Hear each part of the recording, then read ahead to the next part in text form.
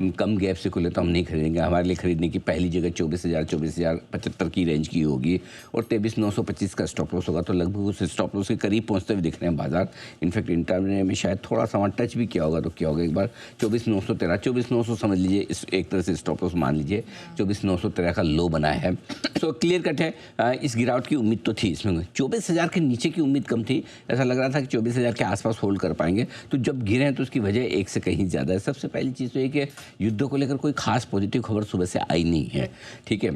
ऐसा नहीं कि कहीं कोई एक ऐसा स्टेटमेंट ईरान, इजराइल या अमेरिका की तरफ से आया हो जिससे ये लगे कि युद्ध खत्म होने के आसार फिर से बन रहे हैं। कल हमने रिकवरी की तो इसी दम पर की थी कि ट्रंप की तरफ से स्टेटमेंट ऐसा था कि युद्ध खत्म होने के आसार हैं, लेकिन अभी तक वैसा आज कोई ऐसा खास आया नहीं है।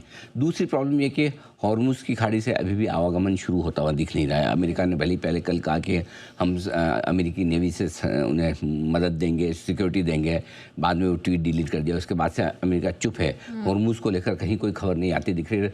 आमतौर पर सबका मानना है कि हॉर्मुज़ से लगभग आवागमन पूरी तरह से बंद है। इसी बीच कच्चा तेल भी मजबूती के साथ $90 के आसपास फिर आता दिख रहा है। मजबूती इसलिए कि अगर आप $82-80 से देखें तो $90 तक की यात्रा की तो मजबूती माना जाएगा। और कुल मिलाकर उतार चढ़ाव के बीच आज पूरे दिन भर हरे निशान में ही ट्रेड करता दिख रहा है। कच्चा तेल आज बिल्कुल नीचे गया नहीं है। अमेरिकी बाजारों से कोई खास सपोर्ट नहीं था। कल उतार चढ़ाव के बीच दिन भर में बड़ी रेंज में अमेरिका ने ट्रेड किया, बंद फ्लैट हुआ है। आज भी अमेरिकी फ्यूचर्स फ्लैट ट्रेड करते हुए दिखे हैं। कोई ऐसी बड़ी तेज़ी के संकेत वहाँ से नहीं आया। 200 पॉइंट सुबह ठीक था, तब तक ठीक था, लेकिन अभी उसके बाद तो वो तेज़ी भी गायब होती दिख रही। तो ग्लोबल सपोर्ट आपके लिए मिसिंग है। ऊपर से अगर आप यूरोप से कोई संकेत लेना चाहें तो कमज़ोरी कहीं मिलेंगे।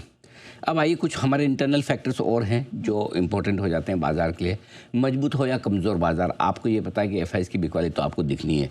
मजबूत बाज़ार होंगे तो थोड़ी छोटी दिखेगी, कमज़ोर बाज़ार हो तो थोड़ी बड़ी दिखेगी। कल के बाज़ारों में मजबूती थी लगभग 250 पॉइंट की, तो एफआईज़ ने थोड़ा कम बेचा, 3,137 करोड़।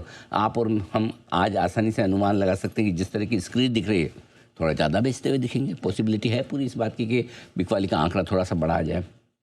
रुपया फिर से एक दिन मजबूत एक दिन कमजोरी वाले ट्रेंड में चल रहा है और आज फिर से 15 पैसे कमज़ोर, 18 पैसे कमज़ोर आपको इस वक्त नज़र आ रहा है। विक्स एक दिन बढ़ता है एक दिन घटता है, ज़्यादा वोलेटाइल है। इसका काम वोलेटिलिटी नापने का, लेकिन खुद ही वोलेटाइल है, राइट। तो 11% का बड़ा उछाल विक्स में आज फिर से है।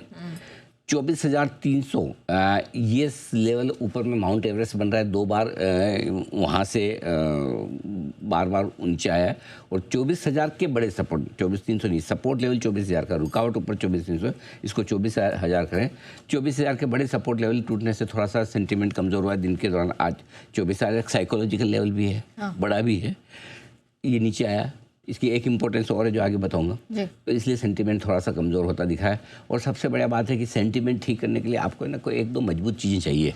फॉर एग्जांपल बैंकिंग से शेयर हैं जो मजबूती के साथ डटे रहे, टिके रहे, तो आपको लगता है अच्छा बैंक निफ्टी संभाल लेगा निफ्टी को। खुद ही बैंक निफ्टी ज़्यादा कमज़ोर है, ठीक है ना। तो 2 दिनों से कल थोड़ी रिकवरी आई, ज़्यादा आई, परसों कमज़ोर भी। इसलिए आज सुबह आपने पूछा, मैंने बहुत सेफली जवाब दिया। आपने पूछा कि बैंक निफ्टी की में दम दिख रहा है क्या? मैंने कल के परफॉर्मेंस के बाद मुझे लगा था सही है, आपका सवाल बिल्कुल सही था, लेकिन मेरा जवाब भी उतना ही सही था कि ना ऐसा है नहीं, मुश्किल है मामला। सो एक ये कि सबसे मजबूत सेक्टर बैंक ने सहारा नहीं दिया।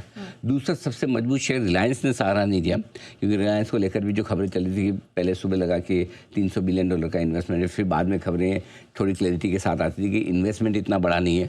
ओवरऑल जहाँ वो इन्वेस्ट कर रहे हैं वो वैल्यूशन इतना हो सकता है, शायद इन्वेस्टमेंट $1-8 बिलियन का ही हो, जो कि पहले कहा था। ये सारी चीज़ें हैं जिसने रिलायंस को भी थोड़ा कमज़ोर किया आज के सेशन में, करेक्ट। इसके अलावा महंगाई बढ़ने के डर से रेट सेंसिटिव टूटे हैं। आज आप अगर सोच रहे हैं बैंक्स और ऑटो और रियल एस्टेट, इन तीनों के कमज़ोर होने में कनेक्शन क्या है? इन तीनों सेक्टर्स को कहते हैं rate sensitive sector. Rate sensitive sector का मतलब क्या है? ऐसे सेक्टर जो ब्याज दरों से तुरंत प्रभावित होते हैं। ब्याज दरों के बढ़ने के साथ घटने के साथ इन पर सबसे ज़्यादा असर पड़ता है। कैसे? बैंक्स पर पड़ता है। क्यों पड़ता है? बैंक का काम ही ब्याज दरों के बेसिस पे उधार देना लेना है। ऑटो, क्योंकि इनकी बिक्री में लोन लेकर खरीदने वालों की संख्या सबसे ज़्यादा होती है, चाहे वो पैसेंजर व्हीकल्स हो या फिर कमर्शियल, इसलिए इन पर तुरंत असर पड़ता है। रियल एस्टेट आपको पता ही, बिना लोन लिए तो कोई बिरला ही आदमी होगा जो घर खरीद पाएगा, कम से कम पहला वाला तो नहीं खरीद सकता।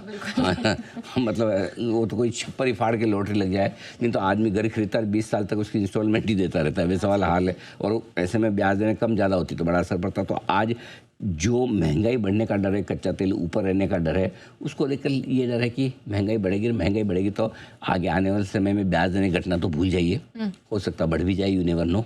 करेंसी कमज़ोर हो ही रही है। तो ये सारे फैक्टर्स हैं जिसने बाजार में आज थोड़ा मूड बिगाड़ने का काम किया है। ओके सर, आपने वैसे तो मैं पूछने भी वाली थी, आपने ये 24,300 के लेवल का जिक्र किया। हम इससे पहले भी इस लेवल के बारे में बात कर चुके, चिपक गया मेरे दिमाग में। इसका इंपॉर्टेंस क्या है? इसका इंपॉर्टेंस काफ़ी है नेहा, क्योंकि हमने कहा भी था कि अगस्त के लोज जो बने थे पिछले 9 महीनों में 8 बार 24,300 24,600 की रेंज। तो देखिए, मार्केट के हालात तो आपको पता ही है कि स्थिति किस प्रकार से चलती हुई नज़र आ रही है, और जिस प्रकार की गिरावट आज भी दिखाई दी है उसको देख के लग नहीं रहा है कि इंडियन मार्केट में आने वाले दिनों में भी रिकवरी के चांसेस दिखाई देंगे। रिकवरी के चांसेस जब भी आते हुए दिखाई देंगे जब कोई निचले स्तरों पर अच्छा खासा ट्रेप बाजार करता हुआ नज़र आए। आप 4 ओवर पे या 1 वीक पे भी देखोगे तो आपको वो ट्रेप नज़र नहीं आ रहा है। ये जो 2 दिन की रिकवरी थी वो एक फेक रिकवरी थी, जो निवेशकों को केवल ये एहसास दिला रही थी कि यहाँ से भी मार्केट में रिकवरी हो सकती है, लेकिन ऐसा पॉसिबल नहीं था। अमेरिका और ईरान के बीच में जिस प्रकार की स्थिति अभी बनी हुई है उसको देख के तो नहीं लग रहा है कि इंडियन मार्केट में कोई रिकवरी देखने को मिलेगी, क्योंकि ईरान पीछे हटने वाला है नहीं, और अमेरिका ये चाहेगा नहीं कि ईरान जीतता हुआ नज़र आए या ईरान लड़ाई में डोमिनेशन करता हुआ नज़र आए। कुल मिला के देखें तो इंडियन मार्केट की तरफ से आने वाले दिन और भी नेगेटिव रह सकते हैं, और ऐसा होता है तो वो इंडियन मार्केट के लिए भी काफ़ी नेगेटिव दिखाई देगा। लोगों के पोर्टफोलियो ऑलरेडी 40% 30% नेगेटिव ही दिखाई दे रहे हैं, और आने वाले दिनों में भी हालात जो है सुधरते हुए नज़र नहीं आएंगे, ये आपको ही पता है। आज भी जिस प्रकार की गिरावट देखने को मिली है, एक बार भी ऐसा नहीं लगा कि मार्केट में कहीं से रिकवरी देखने को मिल रही है, और यही हालात बाज़ार के अभी तक बने हुए हैं। रिटेलर को ऑपरेटर बिल्कुल भी पैसा कमाने देना ही नहीं चाहता है, क्योंकि 2 दिन की रिकवरी के बाद आज जब बाज़ार में गिरावट हो रही थी तो जिन जिन लेवल पे मार्केट ने थोड़े भी ग्रीन कैंडल बनाए हैं वहीं से अच्छी खासी बाइंग देखने को मिली है, और वहीं से ऑपरेटर रिटेलर को ट्रेप करता हुआ भी नज़र आया है। और यही चीज़ आपने भी देखी होगी, क्योंकि ऑपरेटर चाहता ही नहीं कि रिटेलर पैसा बनाए, और हालात फिर से नेगेटिविटी की तरफ ही बढ़ते हुए चलते गए। अब देखना होगा कि आने वाले दिनों में मार्केट में किस प्रकार से देखने को मिलेगा, क्योंकि प्रीमियम जो है ऑलरेडी ज़बरदस्त आई है।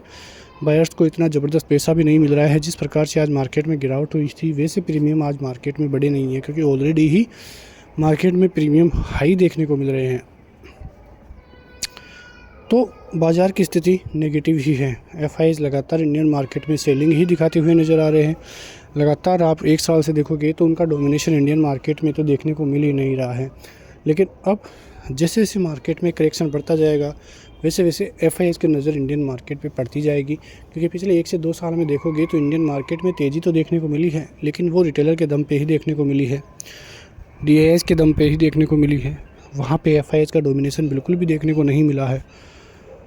करीब 5 से 6 लाख करोड़ की सेलिंग आपको यहाँ पे देखने को मिली है।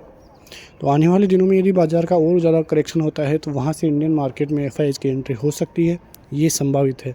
और ऐसा होता है तो वो इंडियन मार्केट के लिए काफ़ी पॉजिटिव खबर रहेगी, जहाँ से मार्केट में तेज़ी के और बड़ी तेज़ी के आसार भी दिखाई देंगे। तो देखना होगा कि किस प्रकार की स्थिति आने वाले दिनों में मार्केट में दिखाई देगी, और आने वाले दिनों में किस प्रकार की तेज़ी इंडियन मार्केट दिखाता हुआ नज़र आएगा। लेकिन कल का मार्केट काफ़ी इंपॉर्टेंट देखने को मिलेगा, जहाँ से यदि मार्केट में और गिरावट होती है तो इंडियन मार्केट के लिए काफ़ी अहम रहेगा, और हो सकता है कि बाज़ार 21,500 तक भी जाता हुआ नज़र आए, क्योंकि आप लॉन्ग टर्म चार्ट में देखोगे तो वो एक जो बड़ा गैप है वो बाज़ार फिल करता हुआ भी नज़र आ सकता है। मिलते हैं नेक्स्ट वीडियो में, तब तक के लिए जय हिंद।